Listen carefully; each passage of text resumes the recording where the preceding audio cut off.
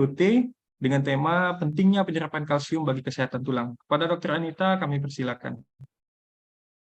Oke, selamat siang semuanya. Terima kasih ya kepada Pak Ari sebagai moderator. Juga terima kasih untuk panitia atas kesempatannya nih. Saya bisa bicara, bisa sharing mungkin di sini ya. Karena ini jam ngantuk, kita sharingnya santai aja nih, jadi ya sambil snack, sambil ngopi, bebas. Jadi kita di sini cuman diskusi santai aja. Oke, kita mulai aja ya langsung ya untuk presentasinya. Pentingnya penyerapan kalsium bagi kesehatan tulang. Tadi sebelumnya sudah dipaparkan dengan sangat jelas nih oleh Pak Hafiz ya. Saya cuma melengkapi aja nih dikit-dikit ya. Oke, jadi kesehatan tulang ini sangat penting ya untuk manusia, terutama saat bertambahnya usia. Dan substansi yang sangat penting untuk kesehatan tulang itu sebenarnya kalsium. Jadi yang paling utama adalah kalsium. Dan studi yang terbaru tahun 2020, ironisnya tuh asupan kalsium di masyarakat Indonesia tuh masih sangat rendah. Cuman 254 mg per hari, kurang lebihnya. Padahal angka kebutuhan tadi juga sudah dipaparkan sama Pak Hafiz tuh kurang lebih 1000 sampai 1200. Kalau lansia mungkin 1200, kalau dewasa muda itu 1000. Jadi ini cuman kurang lebih seperempatnya aja gitu asupan kalsium di Indonesia. Jadi masih sangat jauh, benar-benar sangat rendah sekali ya. Oke, next. Dan ada data juga nih di Indonesia. Jadi sekitar hampir setengahnya, 50%, hampir 50% ya. Dan pria dan 90% wanita tuh kepadatannya sangat rendah. Dan angka kejadian atau prevalensi dari osteoporosis itu kurang lebih 30%. Jadi sangat tinggi loh, angka 30% itu sangat tinggi.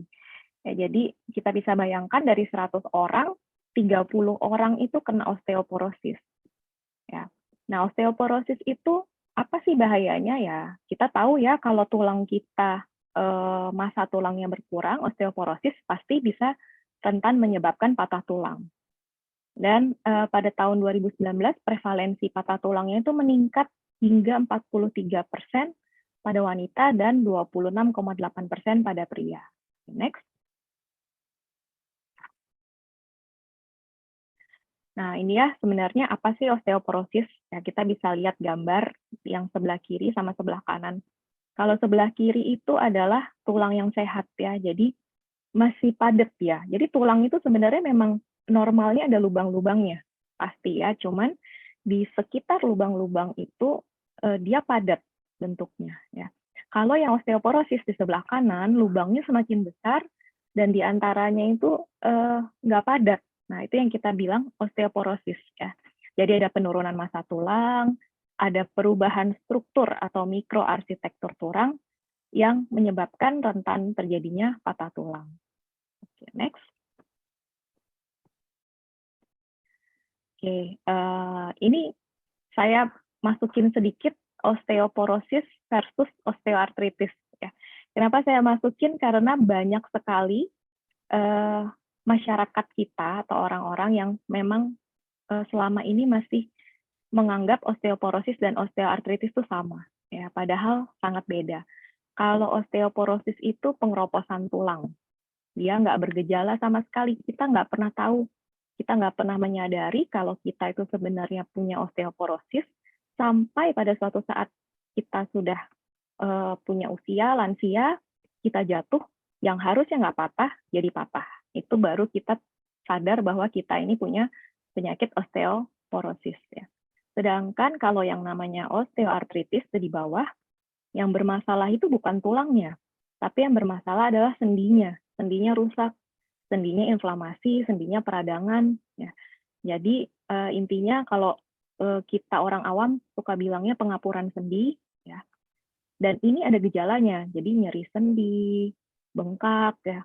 Kadang kaku, ngilu saat pagi-pagi bangun tidur rasanya kaku. Nah itu yang namanya osteoartritis. Jadi perlu dibedakan kadang-kadang suka ada pasien bilang, saya sakit nih waktu bangun tidur, saya udah osteoporosis ya. Nah, itu yang salah ya. Jadi osteoporosis itu sama sekali nggak pernah ada gejalanya, kecuali kalau misalnya jatuh, terus dia yang harusnya tidak patah, dia jadi patah ya.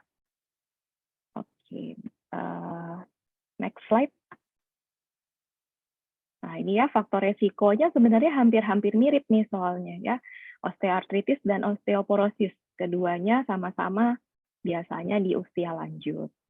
Wanita lebih banyak dari pria ya. Nah, kalau osteoartritis yang tadi masalah pengapuran itu biasanya pada orang-orang dengan obesitas. Kalau osteoporosis tidak memandang dia gemuk atau kurus, semua orang bisa kena general ya. Osteoartritis dia lebih ke overuse. Overuse itu dalam arti misalnya bergerak berlebihan, ya lompat-lompat, olahraga berlebihan, olahraga ekstrim. Jadi kenapa kadang-kadang kita suka menjumpai atlet-atlet tuh nantinya dia mudah menjadi osteoartritis. Nah, sedangkan osteoporosis malah kebalikannya nih, karena dia inaktif, nggak pernah olahraga, jarang dipakai buat olahraga, jarang berjalan. Nah, itu rentan terjadi osteoporosis. Atau ada joint injury. Osteoartritis itu joint injury itu misalnya kecelakaan ya. Kita jatuh, kecelakaan motor, rusak di bagian sendinya, itu menjadi osteoartritis nantinya. Nah, kalau osteoporosis, dia lebih ke suplemen ya. Ada vitamin D, kalsium. Nah, faktor risiko lain untuk osteoartritis itu penyakit metabolik ya. Jadi seperti misalnya asam urat ya atau rematik ya, itu menyebabkan osteoartritis. Kalau osteoporosis dia lebih ke kebiasaan kita, hidup lifestyle kita. Tadi udah dipaparin juga ya sama Pak Hafiz, misalnya merokok, kafein berlebih, ya minum alkohol, soda, seperti itu ya. Terus hati-hati juga bagi yang multiple pregnancy nih, ya. Jadi yang sudah punya anak banyak itu rentan loh terjadi osteoporosis ya, atau juga yang sudah postmenopause ya. Jadi kalau udah usia menopause, perubahan hormon biasanya osteoporosis itu mudah sekali terjadi. Oke, next. Nah, ini saya kasih bagan ya, kapan sebenarnya kesehatan tulang kita itu mencapai peak-nya, mencapai puncaknya, itu baik laki-laki dan perempuan itu di sekitar usia 35 tahun. Di sekitar usia 35 tahun tuh tulang kita lagi bagus-bagusnya nih sebenarnya. Ya. Tapi kita bisa lihat tuh grafiknya kalau yang laki-laki, dia menurunnya itu pelan-pelan. Beda dengan wanita, setelah 35, dia menurunnya cepat sekali. Ya. Kenapa bisa gitu? Pertama, menopause ya. Terus kedua, wanita juga hamil, melahirkan ya. Jadi itu semua yang menyebabkan wanita itu gampang sekali grafiknya turun banget ya. Jadi ini perbedaannya antara pria dan wanita. Oke, next. Nah, ini tadi sudah dijelaskan ya, kenapa kok osteoporosis itu berbahaya. Nah, ini nih, biasanya paling sering kalau udah mulai lansia, kita jalan kurang hati-hati, jatuh, kepleset, yang harusnya nggak kenapa-kenapa, jadi patah karena dia ada osteoporosis ya, jadi mudah sekali patah. Oke, next. Nah, ini bahayanya ya, selain patah karena osteoporosis di tangan, yang paling sering itu juga adalah di tulang belakang. Jadi osteoporosis itu sebenarnya di 3 tempat nih yang paling sering. Pertama, pergelangan tangan. Kedua, di tulang belakang. Ketiga itu ada di panggul ya. Panggul itu antara kepala si paha kita sama badan dari tulang paha kita. Jadi tulang paha kita tuh kan ada dari kepala, ada lehernya, ada badannya. Nah, paling sering tuh terjadinya patahnya di lehernya ya. Oke, ini gambaran osteoporosis di tulang belakang. Jadi tulang belakang yang tadinya kotak-kotak bagus tuh badannya dia kempes. Ya, kayak yang di gambar kiri atas ya, yang ada tanda panah ya. Itu kan kempes ya. Jadi bagian depannya lebih pendek daripada bagian belakang. Harusnya kotaknya sama. Nah, yang gambar sebelah kanan, makanya nih kenapa kita lihat kalau pada lansia yang tadinya tegap-tegap, tiba-tiba pas sudah bertambahnya usia jadi bungkuk ya. Ini semua karena kempes tulang belakangnya, karena pengapuran, karena pengeroposan dan akhirnya jadi membungkuk ya. Oke, next.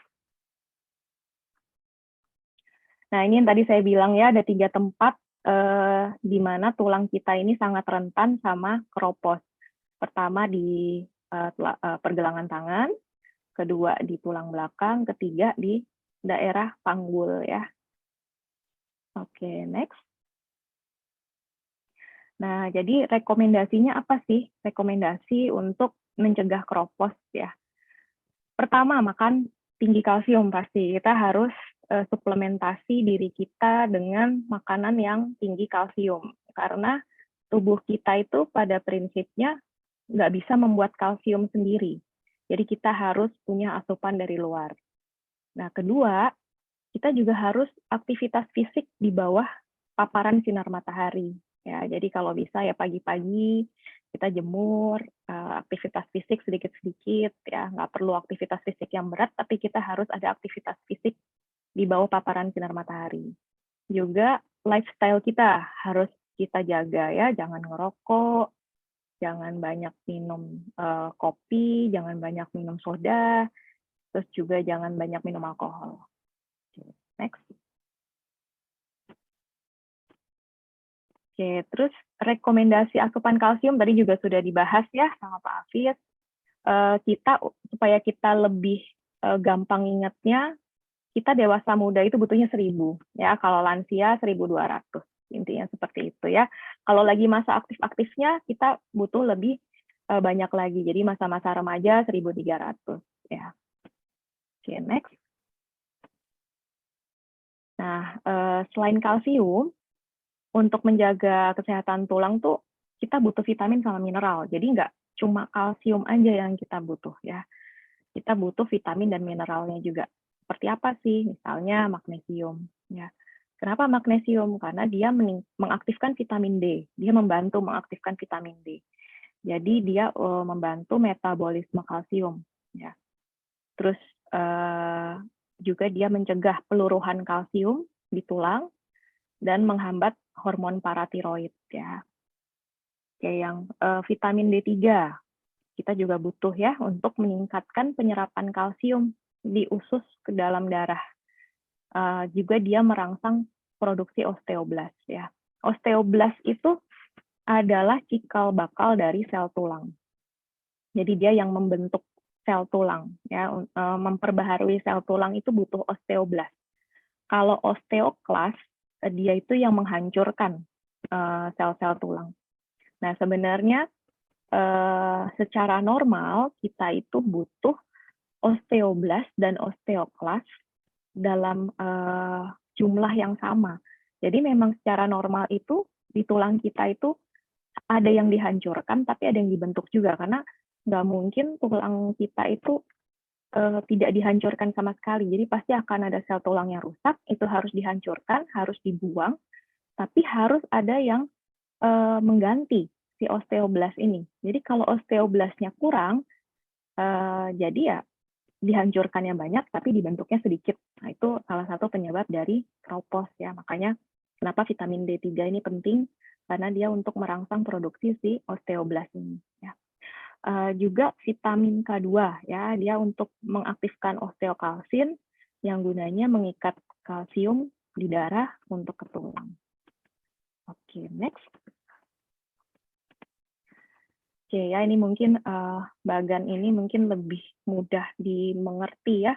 Jadi vitamin D itu sebenarnya awalnya adalah bentuknya inaktif. Jadi vitamin D yang kita konsumsi atau kita konsumsi makanan dari luar itu bentuknya inaktif, tidak aktif, tidak bisa dipakai ya. Nah, dengan adanya magnesium, bantuan magnesium menjadi vitamin D yang aktif ya. Kita kenal tuh vitamin D3 ya. Jadi sebenarnya kalau mau kita lihat metabolisme vitamin D yang secara lengkap dari vitamin D3 itu masih ada banyak stepnya ya. Jadi vitamin D3 itu pertama dia harus diaktifkan dulu di dalam liver, nanti diaktifkan lagi di dalam ginjal untuk baru bisa dipakai ya. Tapi ini secara bentuk apa ya, bentuk lebih nggak terlalu panjangnya ya seperti ini. Terus dari tadi vitamin D3 itu gunanya adalah untuk penyerapan kalsium di usus untuk meningkatkan ya. Dan setelah itu dengan vitamin K2 dia membantu penyerapan kalsium supaya kalsium di tulangnya itu meningkat. Jadi gini, kalsium itu adalah bahan yang kita konsumsi. Ya. Tapi magnesium, vitamin D3, dan vitamin K2 ini adalah truknya, kita bisa bilang ya. Jadi kita punya bahan, kita mau transport, kita harus punya truknya untuk ngangkut. Kalau nggak ada truk ini, kalsium ini nggak akan bisa diangkut, nggak akan bisa diserap dari usus, nggak akan bisa diangkut menuju ke tulang. Jadi akan beredar aja di dalam darah dan nggak bisa deposit di dalam tulang ya. Jadi itu pentingnya magnesium, vitamin D, dan vitamin K. Oke, next. Nah, ini ya mungkin lebih rinci. Tadi juga sebenarnya sudah dibahas juga tadi sama Pak Hafiz ya.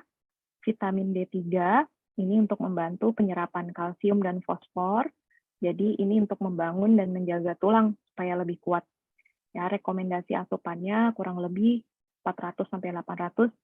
Ya, kita bisa potong 500-an ya, 500 IU ya kurang lebih. Nah, sumber vitamin D selain dari suplemen kita juga bisa dapat secara alami nih sebenarnya nih dari yang kita konsumsi sehari-hari ya. Ikan, terutama ya ikan salmon, makarel, sarden ya. Terus telur, susu, produk olahan susu, keju, yogurt, ya, susu kedelai, dan lain-lain. Oke, next. Nah, vitamin K2 ya, vitamin K2 ini banyak di protein hewani dan makanan fermentasi. Nah, keuntungannya, kelebihannya juga vitamin K ini bisa menurunkan resiko penyakit jantung koroner ya, karena dia yang tadi saya bilang ya, kalau kita banyak makan kalsium tanpa kita punya truknya, tanpa kita makan vitamin K, vitamin D, dan magnesium, kalsium itu cuma beredar di dalam darah aja. Dan kadang-kadang kalsium yang terlalu banyak itu bisa menimbulkan plak yang kalau udah plak itu terbentuk, maka itu bisa meningkatkan resiko penyakit jantung koroner. Ya. Terus juga vitamin K ini dia bisa bekerja melalui protein osteokalsin yang gunanya untuk memperkuat tulang kita. Sumber vitamin K2 biasa ya produk susu, keju nih memang bagus juga vitamin K. Terus karena tadi dari protein hewani, terutama daging ya, jeroan-jeroan ya kayak hati, terus kuning telur dan ikan ya. Next. Nah, ini magnesium ya. Dari magnesium dia gunanya untuk membantu mempengaruhi aktivitas osteoblas dan osteoklas ya. Kalau paratiroid hormon itu dia hubungannya sama osteoklas ya. Jadi dia kalau paratiroidnya nggak seimbang, maka osteoklasnya akan banyak, penghancuran tulangnya juga akan makin banyak gitu. Jadi makanya kenapa magnesium ini penting, karena dia mempengaruhi nih aktivitas si osteoblas dan osteoklas. Ya, dia juga mempengaruhi konsentrasi dari hormon paratiroid itu. Ya, jadi magnesium ini benar-benar gunanya untuk membantu keseimbangan. Ya. Oke, jadi direkomendasikan sekitar 300 mg per hari ya sebagai suplemen magnesium ini. Oke, next. Nah, ini zinc ya, ternyata zinc itu juga ada gunanya nih ya, gunanya dia untuk membantu regenerasi ya, walaupun bukan yang utama, tapi zinc itu juga punya peranan dalam kesehatan tulang. Dia membantu regenerasi sel-sel tulang yang rusak, juga untuk mengoptimalkan pertumbuhan tulang sel-sel yang baru. Ya. Jumlah konsumsi harian yang direkomendasikan ya kurang lebih 10 mg ya, untuk biar gampang ingatnya ya untuk wanita atau pria. Oke, makanan yang banyak mengandung zinc, ini juga selain suplemen, bisa kita ambil atau kita konsumsi secara alami dari daging, makanan laut ya, kayak ikan, kacang-kacangan, biji-bijian, ya, kangkung, asparagus, itu banyak zinc-nya, juga produk olahan susu. Oke, next. Nah, ini ya tadi ya yang saya bilang, yang saya kasih tahu kenapa sih kita membutuhkan suplementasi vitamin dan mineral selain kalsium. Kenapa? Karena kalau kita hanya konsumsi kalsium, itu akan menempel dia. Lihat gambar yang bawah kanan ya. Itu kan ada lumen pembuluh darah dan itu terisi gitu, ada banyak plak. Itu kalsiumnya karena hanya beredar aja di dalam pembuluh darah, tapi nggak bisa dideposit ke tulang. Ya, efeknya satu bisa meningkatkan tekanan darah pastinya, kedua bisa membuat penyakit sumbatan pembuluh darah atau jantung ya karena ada plak dan arteriosklerosis. Ketiga, lama-lama kalau udah seperti itu yang terjadi adalah gangguan otot dan irama jantung. Bisa nyeri dada, bisa serangan jantung ya. Dan yang terakhir nih, ternyata juga konsumsi kalsium yang berlebih tanpa adanya suplementasi yang lain seperti magnesium, vitamin D, dan vitamin K itu bisa menyebabkan penumpukan batu di saluran kencing. Jadi kalau misalnya kita banyak minum kalsium tanpa kita imbangi dengan suplementasi magnesium, vitamin D, dan vitamin K, itu bisa memperbesar resiko dari pembentukan batu di ginjal. Jadi ini kenapa ya tadi magnesium, vitamin D, dan vitamin K itu gunanya untuk mengurangi penumpukan kalsium dalam darah. Jadi sangat penting. Oke, next. Nah, jadi kapan sih sebenarnya kita nih harus mulai menjaga kesehatan kita? Ya, jaga kesehatan tulang harus sejak dini ya. Kita peak-nya itu adalah tadi sekitar 35 tahun. Jadi mulai 30 tahun kita harus sangat hati-hati. Kenapa? Karena setelah itu grafiknya akan menurun pasti setelah 35 tahun. Jadi kita harus mulai menjaga sejak dini. Kita harus deposit kalsium dengan baik ya. Kita atur pola makan yang baik, olahraga, kontrol rutin ke dokter, dan kita juga harus jaga lifestyle kita. Ya. Kedua, kalau sudah punya anak banyak, ya tadi lihat tuh faktor resikonya tadi ya, punya anak banyak, wanita, menopause apalagi. Nah, itu kita harus cek kepadatan tulang secara berkala melalui pemeriksaan bone mass density ya namanya ya, BMD itu paling enggak rutin tiap 6 bulan sekali. Untuk kita cek apakah kita ini ada di level yang mana. Kita sudah osteoporosis atau belum. Ya. Terus kalau terdapat riwayat penyakit tulang, misalnya nih ada perubahan bentuk sendi, atau kecelakaan, atau pernah jatuh terus patah, nah ini harus kita kontrol terus supaya jangan sampai terlambat. Oke, next. Nah ini ya pencegahannya ya. Pertama, konsultasi pemeriksaan rutin, ya, terutama tadi BMD itu perbanyak aktivitas fisik juga, sama atur pola makan sehat. Intinya sih cuman ini. Ya. Oke, next. Nah ini ya pemeriksaan osteoporosis BMD itu seperti apa sih? Kurang lebih seperti ini. Jadi kita tuh seperti di ronsen, kita di X-ray, tapi nanti X-ray-nya itu di 3 bagian. Karena tadi saya udah jelasin tulang mana aja yang paling sering kena ya, kalau paling sering patah kalau osteoporosis itu ada di pergelangan tangan, daerah panggul, sama tulang belakang. Jadi 3 tulang itu yang nanti akan di-scan, dan nanti akan kelihatan hasilnya. Oke, next. Nah, ini nanti hasilnya seperti ini ya. Jadi akan ada 3 hasilnya. Itu yang gambar kiri atas itu di tulang belakang ya. Gambar tengah itu ada di panggul, yang sebelah kanan itu ada di pergelangan tangan. Ya, next. Ini ada juga yang portable ya. Jadi kalau tadi kan pemeriksaan secara apa ya, kita harus ke radiologi maksudnya. Kalau ini portable bisa dibawa-bawa. Hasilnya memang mungkin akan lebih akurat kalau kita periksa di radiologi, tapi ini pun paling enggak lumayan oke untuk screening.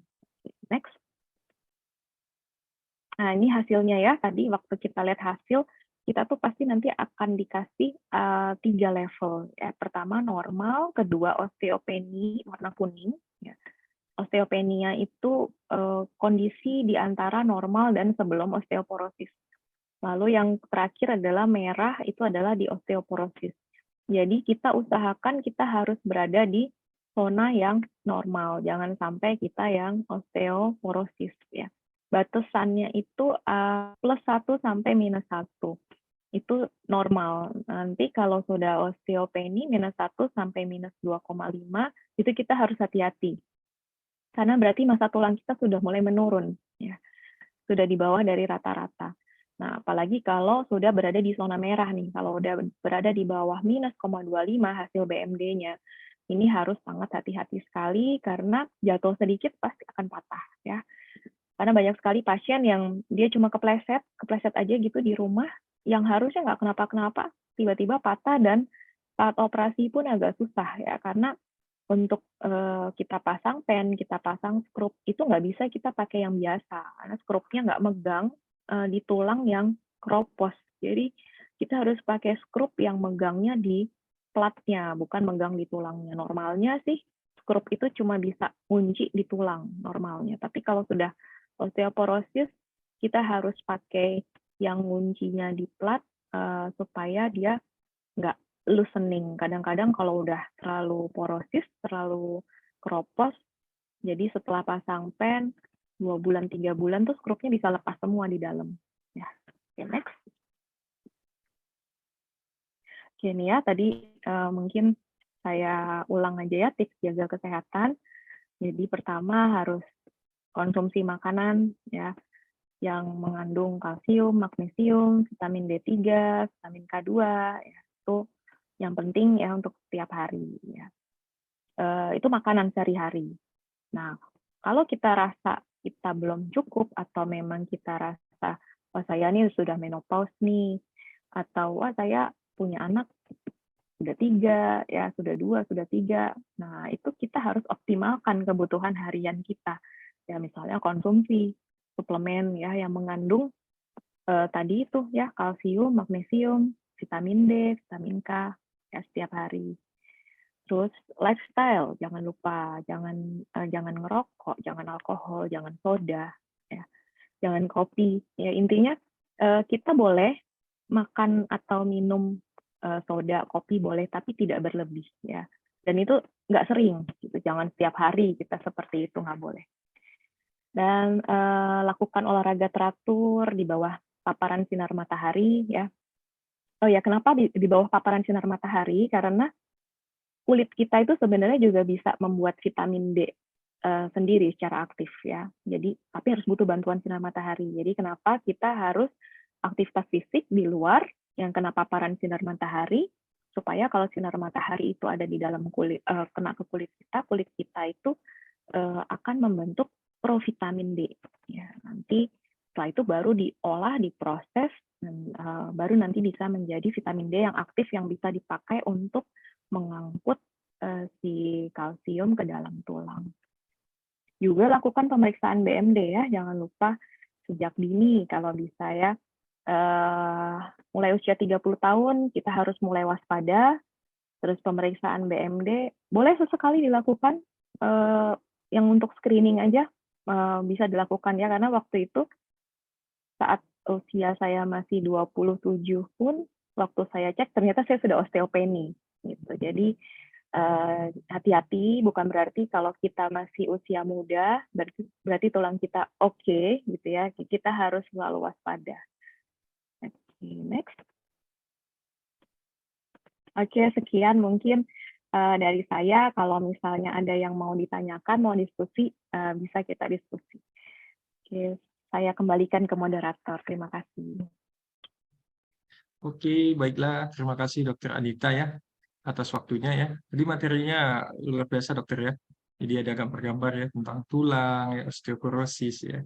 Baiklah dokter, sebelum kita masuk ke sesi Q&A